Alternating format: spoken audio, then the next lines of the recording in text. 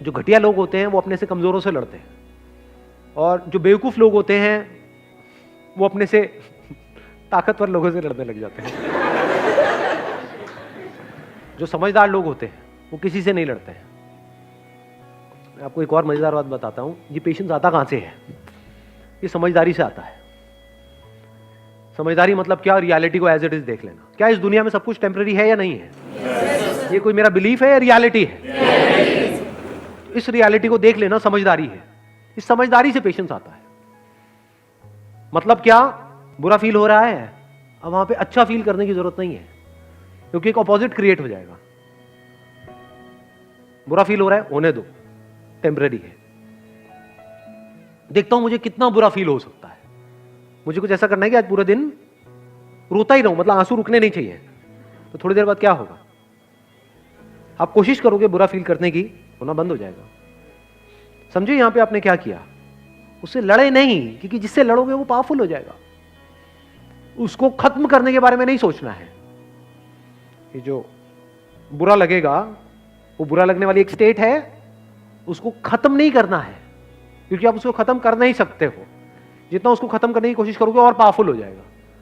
तो उसको रहने देना है। उसको ऐसे देखना है, गेस्ट आ गया मेरे घर में, समझ गए ना? हाँ, जैसे डिजायर एक गेस्ट है, आया, आने दो, रहने दो, इट इज नेचुरल। सबके अंदर आते हैं सब तरह के डिजायर्स, सबके अंदर आते हैं सब तरह के थॉट्स, सबके अंदर आते हैं सब तरह की फीलिंग्स, सब तरह के इमोशंस, सब तरह के फियर्स। आने दो, रहने दो, let me observe it, let me see कि ये कब तक रहता है। समझ गए? अब आप क्या कर रहे हो? खुद को कॉन्कर कर रहे हो। तो फिर क्या हुआ? वो आया, चला गया। ऐसे ही थोड़ी बहुत सक्सेस आई, चली गई, थोड़ा बहुत फेलियर आया, चला गया। But now you are consistent, because अब कुछ भी होता है जो दुनिया की नजर में बहुत बड़ा भी हो सकता है और बहुत ही छोटा भी हो सकता है, आपको कोई फर्क नहीं पड़ता है। हैविंग सेड दैट, ऐसा नहीं है कि फर्क ही नहीं पड़ता है, फर्क पड़ता है इन द शॉर्ट टर्म। बिल्कुल ऐसा है जैसे अगर हाथ पे कुछ गर्म लगेगा तो हाथ जलेगा ना, बट अगर आपके अंदर पेशेंस है, ठीक है, जल गया, कितने दिन तक रहेगा? 2 दिन, 4 दिन, 5 हफ्ता, ठीक है, हफ्ता रहने दो। अब वहां पे आप रोने लग जाओ बैठ करके, तो गरम तो लगा लेकिन जला क्यों? तो पागल हो। और अभी आप हंस रहे हो, यही पागलपंती करते हो आप सुबह से रात तक। अरे भाई, ब्रेकअप होगा तो बुरा लगेगा ना। अब ये सवाल नहीं होना चाहिए वहां पे कि मुझे बुरा ना लगे। बुरा लगेगा। Once you are attached to somebody, किसी के साथ में आप emotionally, physically, mentally, psychologically attached हो, एकदम से अलग हो जाओ, अरे हवा टाइट। बिल्कुल ऐसा है जैसे किसी ने आपकी बॉडी का कोई पार्ट काट दिया है, तो उस वक्त क्या चाहिए? पेशेंस चाहिए। What you can do is, रात को सोने से पहले 5-10 मिनट के लिए, जब तक नींद ना आ जाए, patience, patience, patience, patience, patience. अब आप आराम से आ गए। अब अगले दिन जो भी आपको करना है, फॉर एग्जांपल किसी इंटरव्यू के लिए जाना है, तो अब आप उसके लिए तैयार हो। किसी एग्जामिनेशन के लिए जाना है, उसके लिए तैयार हो। कोई बहुत बड़ा दिन है, कोई बहुत बड़ी मीटिंग होने वाली है, कोई बहुत बड़ा कोलैबोरेशन होने वाला है, उसके लिए आप तैयार हो। कोई बहुत बड़ा ब्रेकअप होने वाला है, उसके लिए आप तैयार हो। Sir, most of the time ऐसा होता है कि गलतियां करने के बाद पता लगता है अरे यार मैंने तो ये गलती कर दी। फिर ऐसा लगता है कि बहुत लेट हो गए, मतलब उस चीज को हम इम्प्रूव नहीं कर सकते। We are not in a situation to improve it और make a solution out of. हाँ, अब आपने बहुत अच्छी बात बोली है। आप कह रहे हो कि एक गलती हमने करी, उसके बाद में हमको रियलाइज हुआ कि वो गलती इतनी बड़ी थी कि अब उसको हम इम्प्रूव नहीं कर सकते। मान लो उस गलती की वजह से कोई रिलेशन खत्म ही हो गया, तो इम्प्रूव किस लेवल पे नहीं कर सकते? बाहर के लेवल पे या अंदर के लेवल पे? अंदर के लेवल पे तो छोड़ो, मतलब बाहर के लेवल पे भी इतने सर्कमस्टेंसेस। एक मिनट, यही आप समझ रहे हो ना मैं क्या कह रहा हूँ? अपनी थॉट प्रोसेस में और मेरी थॉट प्रोसेस में अगर आप फर्क समझ पाओगे ना, तो आप समझ पाओगे मैं अपने सेशंस में बोलता क्या हूँ। क्योंकि मैं बात कर रहा होता हूँ अंदर की दुनिया की, आप उसको बाहर की दुनिया से रिलेट कर रहे होते हो। मैं बोल रहा होता हूँ अंदर की दुनिया में एवरीथिंग इज पॉसिबल, आप बाहर की दुनिया में कह रहे हो तो हाँ एवरीथिंग इज पॉसिबल। तो करके दिखा बेटा बाहर की दुनिया में तो पॉसिबल। मतलब समझो, एक मिनट, आप जो कह रहे हो मैं उसी की एक थोड़ी सी डेप्थ में जाता हूँ। आप ये कह रहे हो कि हमने किसी के साथ में कोई प्रॉब्लम क्रिएट हुई, मान लो कोई गलती हुई, जिसकी वजह से हमारा सामने वाले पर्सन से एक एक्सट्रीम केस पकड़ लेता हूँ ना, रिलेशन ही खत्म हो गया। मान लो इससे बड़ी चीज़ क्या होगी कि जीते जी आपका अपने पेरेंट्स से या अपने हस्बैंड से या किसी पर्सन से इतनी बड़ी गलती हो गई कि वो रिलेशन ही खत्म हो गया। और वो ठीक हो ही नहीं सकता, सामने वाला इतना ज्यादा बुरा मान गया, इससे बड़ा तो कुछ नहीं हो सकता ना। एक तो छोटी मोटी लड़ाई झगड़ा हुआ, फिर 4 दिन बाद फिर साथ में बैठे हैं, पत्ते खेल रहे हैं, कुछ भी खा पी रहे हैं, मजे मार रहे हैं, मैं उसकी बात नहीं कर रहा, मैं कह रहा हूँ रिलेशन ही खत्म। तो बाहर के लेवल पे वो प्रॉब्लम ठीक नहीं हो सकती, मान लो, क्योंकि सामने वाले के हाथ में है ना, वो कहेगा मुझे तुझसे बात ही नहीं करनी है, बात ही खत्म हो गई। बट द पॉइंट इज अंदर की दुनिया में क्या वो प्रॉब्लम ठीक हो सकती है, नहीं हो सकती है? इंपॉर्टेंट क्या है, बाहर की दुनिया, अंदर की दुनिया? बट वो बाहर की दुनिया हमारी अंदर की दुनिया को भी इम्पैक्ट कर रही होगी कि यार वो हमसे बात क्यों नहीं कर रहे। एक मिनट, अब ध्यान से समझना, बाहर की दुनिया हमारी अंदर की दुनिया को इंपैक्ट कर रही है या हमारी अंदर की दुनिया बाहर की दुनिया को इंपैक्ट कर रही है? अब 2 चॉइसेस हैं, एक तो ये है इस बाहर की दुनिया के बर्बाद होने की वजह से आपने अपने अंदर की दुनिया को भी बर्बाद कर लिया। क्या बाहर की दुनिया बर्बाद होने की वजह से अंदर की दुनिया बर्बाद होती है? Is it a law? If it is a law, it has to be true for everybody on this planet. जबकि ब्रेकअप होने के बाद में कुछ लोग हैं जो बहुत खुश होते हैं, है ना, ब्रेकअप सॉन्ग पे डांस कर रहे होते हैं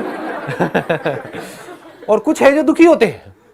लड़का लड़की में ही एक है जो बहुत खुश है, अच्छा है पीछा छूटा, एक है जो बहुत दुखी है, देवदास बन गया, एक की जिंदगी खराब हो गई, एक की जिंदगी बन गई ब्रेकअप की वजह से। इसका मतलब क्या है, बाहर जो कुछ भी हो रहा है उसका अंदर कोई डायरेक्ट असर नहीं हो रहा है। समझे नहीं समझे? देखो लॉ किसे बोलते हैं? ये बॉटल यहां पे आपके सामने है, इस बॉटल को मैंने गिराया, गिर गई बॉटल, क्या हुआ? ये लॉ है। दुनिया की कोई भी बॉटल अगर यहां पर ऐसे पकड़ के ऐसे छोड़ूंगा तो ऐसे ही गिरेगी। दिस इज अ लॉ, यानी एक कॉज है, उसका एक इफेक्ट है। उसको छोड़ा तो because of law of gravity वो नीचे ही जाएगी, ऊपर नहीं जाएगी। वो अगर हम स्पेस में है तो बात अलग है, बट यहां पर है तो वो नीचे ही जाएगी। दिस इज अ लॉ, यानी जो बाहर की दुनिया है वहां पर लॉज है जिसको हम डिफाइन कर सकते हैं। अंदर की दुनिया में कंट्रोल किसके हाथ में है? हमारे हाथ में है। ये कोई लॉ नहीं है कि अगर आपका एक रिलेशन खत्म हुआ या आपने कोई गलती करी तो उसकी वजह से आप जिंदगी भर के लिए दुखी रहने वाले हो। अंदर की दुनिया में हो सकता है उस गलती से अगर आपने सीख लिया और ग्रो कर गए तो उसके बाद आप पहले से भी ज्यादा खुश हो गए। तो समझदारी किसमें है? बाहर की दुनिया को बदलने में, जिसको आप नहीं बदल सकते, या अपने अंदर की दुनिया को बदलते रहने में, जिसको बदलते रहने की कोई लिमिट ही नहीं है। आपको कैसे पता लगेगा कि मेरी अंदर की दुनिया पूरी तरह से बदल गई है? जिस दिन आपके अंदर से बाहर की दुनिया में कुछ भी बदलने का डिजायर पूरी तरह से निकल जाएगा। अगर वो अभी निकल जाए तो क्या होगा? अभी खुश हो, दुख क्या है आपकी लाइफ में बताओ? दुख यही तो है कि जो जैसा है वो सही नहीं है, वो ऐसा हो जाए तो बढ़िया हो जाए, वो ऐसा क्यों है, मैं ऐसी क्यों हूं, यही तो है प्रॉब्लम। और क्या है? मैं जैसा हूं, जैसी हूं, परफेक्ट हूं। बाहर वो जैसा है, जैसी है, परफेक्ट है, कुछ करने की जरूरत ही नहीं है। तो क्या करो? झूमो, नाचो, गाओ, मस्ती करो। ये है अंदर की दुनिया की परफेक्शन। बाहर की दुनिया में ऐसी परफेक्शन पॉसिबल है? इम्पॉसिबल, क्योंकि जो आप चाहते हो वो सब बकवास है। अभी सुनने में कड़वा लगेगा, आपके खुद के अंदर कमियां हैं लेकिन आप चाहते हो सामने वाले में कमियां ना हो। तो जैसे जैसे हम अपने अंदर की दुनिया पे काम करते हैं तो क्या होता है, पहले हमको नजर आता है कि हाँ हमारे अंदर भी कितना कुछ बेकार है और कितना कुछ बढ़िया है। अभी वो आपको पता ही नहीं है। आपको सामने वालों को तो सब कुछ पता है, अपना खुद का नहीं पता है। खुद गलती करते हो तो उसको डिफेंड करते हो, आप चाहते हो सामने वाला बंदा उसको भूल जाए। सामने वाला करता है तो उसको याद दिलाते हो जिंदगी भर के लिए। करते हो ये सब चीजें? नहीं करते हो। फिर कैसे एक्सपेक्ट करते हो कि आपकी रिलेशनशिप अच्छी हो जाएंगी? रिलेशनशिप अच्छी होने की शुरुआत कहां से होती है? आप चाहते हो सामने वाला बंदा, ये आप चाहते हो कि वो ही कुछ ऐसा कर जाए कि बस सब कुछ परफेक्ट हो जाए। बट एक्चुअल में शुरुआत कहां से होती है? खुद से होती है। मेरे फादर से मेरी एक प्रॉब्लम हुई, मिसअंडरस्टैंडिंग हुई। वो कुछ सोच रहे थे, मैं कुछ सोच रहा था, मैंने कुछ किया, वो चाहते थे मैं कुछ और करूं, एंड एक्सेट्रा। मैंने क्या किया? उस वक्त तो वहां से निकल लिया चुपचाप। उसके 2 दिन बाद बैठ करके अपने फादर से एक ऐसे टॉपिक के ऊपर बात करी 2 घंटे तक जिसका उस प्रॉब्लम से कोई कनेक्शन नहीं था। कि पापा आप वो बताते थे कि भाई स्कूल टाइम में या कॉलेज टाइम में, क्या आपके टाइम में भी ये सब होता था, ये जो आजकल होने लग गया यहाँ पे सोसाइटी में हमारे? बस इतना सा बोलने की देर है, आगे से खेल शुरू, आगे से खेल शुरू। और मैं 2 घंटे तक बैठा हुआ था। फिर मैंने उनकी पूरी हिस्ट्री सुनी, वो हिस्ट्री जो मैं पहले 10 बार सुन चुका था। सब पता था कि उस वक्त ऐसा हुआ, वैसा हुआ। आराम से बैठ करके, पेशेंटली आराम से बैठ करके सुन रहा हूं, समझने की कोशिश कर रहा हूं कि देखो मन के कितने अच्छे हैं, दिल के कितने अच्छे हैं, कोई भी बुरा नहीं है। Nobody is bad.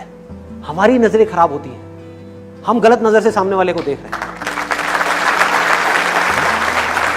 हम उस इंसान के पॉइंट ऑफ व्यू को समझ ही नहीं पा रहे हैं कि उसकी अपब्रिंगिंग क्या है, उसकी लाइफ की सिचुएशंस क्या है, उसके सर्कमस्टेंसेस क्या हैं। हम उसकी जगह होते तो हम भी यही कर रहे होते।